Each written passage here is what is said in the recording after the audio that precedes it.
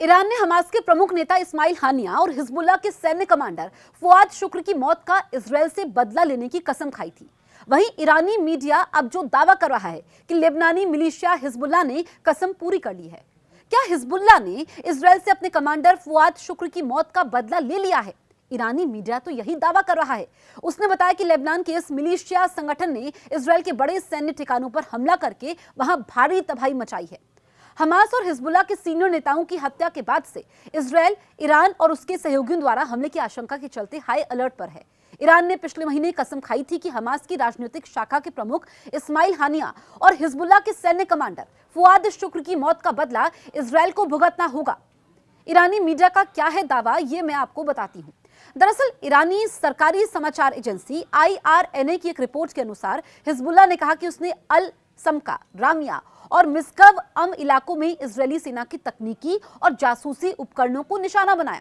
साथ ही उसने ये भी कहा कि उसने मिसाइल हमले में मटाद बस्ती के पास एक सैन्य अड्डे के पास इजरायली सैनिकों के एक समूह पर भी हमला किया। हमास ने M90 रॉकेट भी दागे। इससे पहले इजरायली अधिकारियों ने कहा था कि उन्होंने हमास के हमले को नाकाम कर दिया था। हमास ने तेल अवीव पर 2 M90 रॉकेट दागने की जिम्मेदारी ली थी। मई के बाद से इजरायली कारोबारी केंद्र पर यह उनका पहला हमला था।